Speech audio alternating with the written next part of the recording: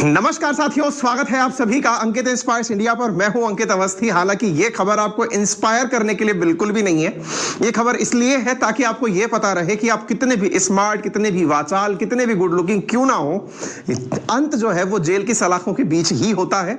आपके ऊपर कितनी भी कहानियां क्यों ना लिख दी जाएं, लेकिन दुनिया आपको देखते ही मारने का और आपको जेल में भिजवाने का विचार करती है। लेकिन फिर भी एक ऐसे व्यक्ति के बारे में आज हम आपके सेशन में चर्चा कर रहे हैं जिसे फिल्मों में अगर आपने कहते हुए सुना था कि डॉन का इंतजार तो 11 मुल्कों की पुलिस कर रही है, तो इस व्यक्ति को कम से कम 9 देशों की पुलिस ने इंतजार किया है। यानी ये वो व्यक्ति है जिसके बारे में आज की हमारी सेशन में चर्चा हो रही है कि जैसे डॉन फिल्म का जो फेमस डायलॉग था ना कि भाई हमारा इंतजार तो 11 मुल्कों की पुलिस कर रही है, तो जनाब ये अपने बारे में ऑन पेपर, वो तो चलो अपने आप में फिल्म का सीन था, लेकिन ये व्यक्ति कह सकता है कि मेरा इंतजार 9 मुल्कों की पुलिस ने किया है। इतना ही नहीं, 2 मुल्कों ने तो इसे जेल में भी डालकर रखा है।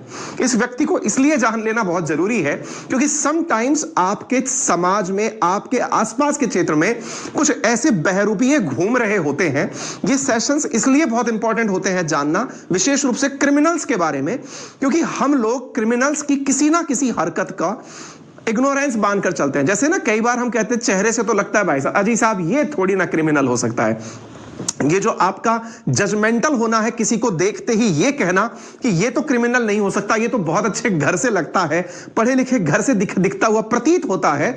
यदि आपने इस प्रकार की पूर्व धारणाएं बनाई हैं तो वो सारी पूर्व धारणाएं इस व्यक्ति को देखने के बाद टूट जाएंगी, क्योंकि ये वो व्यक्ति है जो कि तिहाड़ जेल की हाई सिक्योरिटी को भी तोड़ करके बाहर निकल गया था। ये वो व्यक्ति है जिसने जब चाहा जेल से निकलने का अपना रास्ता बना लिया।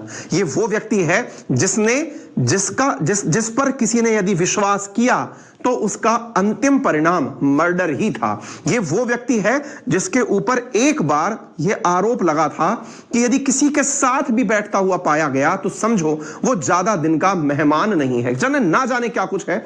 आज के सेशन में हम इस बारे में चर्चा करेंगे। जल्दी से आप इस सेशन को इसलिए साझा कर दीजिए क्योंकि बहुत सारी लर्निंग इसकी स्टोरी से आपको मिलने वाली है। मैं थोड़ी सी जानकारी और दे दूं जिस व्यक्ति की हम चर्चा करने जा रहे हैं।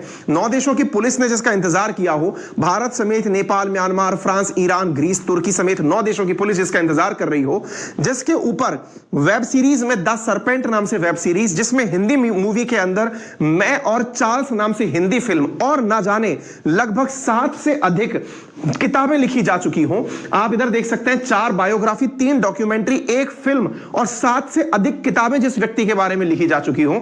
आज के सेशन में आप उस व्यक्ति का जिक्र कर रहे हैं।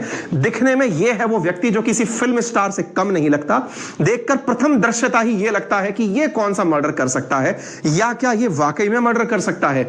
यानी कि इस व्यक्ति को देखकर जो आज हम इस व्यक्ति के बारे में चर्चा क्यों कर रहे हैं मैं वो बता दूं साथियों। असल में नेपाल की टॉप कोर्ट ने ऑर्डर किया है कि इस फ्रेंच सीरियल किलर जिसका नाम है चार्ल्स सोब्राज, इसे रिहा कर दिया जाए। और इसी को ध्यान में रखते हुए हर अखबार की यह सुर्खी बना हुआ है कि चार्ल्स सोब्राज द बिकनी किलर। अच्छा, ये जो शब्द है ना बिकनी किलर, ये इसे किसने दिया? ये थाईलैंड पुलिस ने दिया। आप सोचिए, मतलब आपके दिमाग में सवाल आएगा, जेल का नाम तिहाड़ का हो रहा है, नेपाल की कोर्ट ने आदेश दिया है, थाईलैंड की पुलिस इसको बिकनी किलर बोल रही है, अखबार की हेडिंग में लिखा हुआ है फ्रेंच सीरियल किलर। ये आदमी है कि भाई ये क्या है, क्या ये, और अभी भी जिंदा है। बिल्कुल सारी बातें दोबारा सुनिए, कमेंट मतलब कांटेक्ट बैठाइए।